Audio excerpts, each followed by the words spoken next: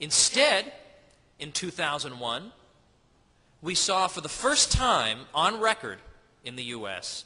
housing starts increasing during a recession. Housing prices going up 8.8%. So when the free market was trying to give us a red light, all the lights we got were green, thanks to the Federal Reserve.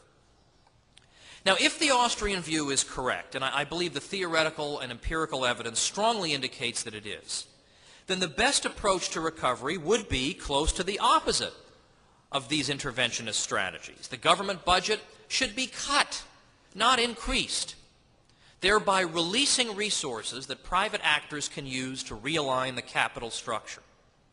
The money supply should not be increased. Bailouts merely freeze entrepreneurial error in place, instead of allowing the redistribution of resources into the hands of parties better able to provide for consumer demands in light of entrepreneurs' new understanding of real conditions. Emergency lending to troubled firms perpetuates the misallocation of resources and extends favoritism to firms engaged in unsustainable activities at the expense of sound firms prepared to put those resources to more appropriate use. This recipe of government austerity is precisely what Harding called for in his 1921 inaugural address, from which I quote, "We must face the grim necessity with full knowledge that the task is to be solved, and we must proceed with a full realization that no statute enacted by man can repeal the inexorable laws of nature. Our most dangerous tendency is to expect too much of government and at the same time do for it too little." All right, he wasn't perfect, Warren Harding. "We contemplate the immediate task of putting our public household in order. We need a rigid and yet sane economy combined with fiscal justice, and it must be attended by individual prudence and thrift, which are so essential to this trying hour and reassuring for the future. The economic mechanism," he continued, "is intricate and its parts interdependent, and has suffered the shocks and jars incident to abnormal demands, credit inflations, and price upheavals. The normal balances have been impaired. The channels of distribution have been clogged.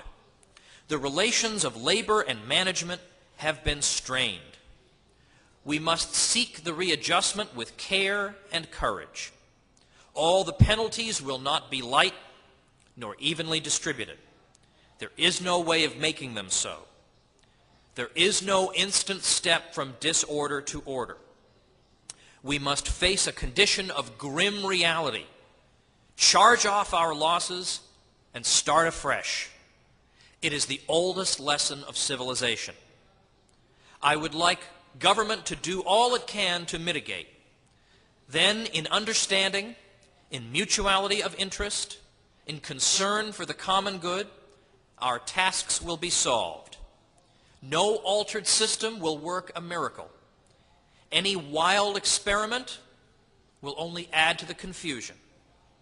Our best assurance lies in efficient administration of our proven system." Harding's inchoate understanding of what was happening to the economy and why grandiose interventionist plans would only delay recovery is an extreme rarity among 20th century presidents of the U.S. That he has been the subject of ceaseless ridicule at the hands of historians, to the point that anyone speaking a word in his favor would be dismissed out of hand, speaks volumes about our historians' capabilities outside their own discipline. The experience of 1920 to 21 reinforces the contention of genuine free market economists that government intervention is a hindrance to economic recovery. It is not in spite of the absence of fiscal and monetary stimulus that the economy recovered from the 1920 to 21 depression. It is because those things were avoided that recovery came. the next time we are solemnly warned to recall the lessons of history, lest our economy deteriorate still further, we ought to refer to this episode and observe how hastily our interrogators try to change the subject.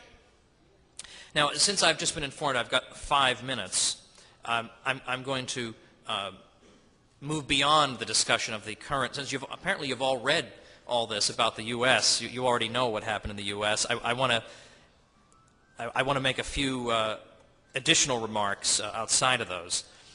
Remarks of encouragement. Because we all know the free market takes the blame for the boom and bust, and the severity of the bust in particular. But not everyone is buying that anymore. That's sort of an American colloquialism. Not everyone is accepting this anymore. And just as an example, well, first of all, look at yourselves here.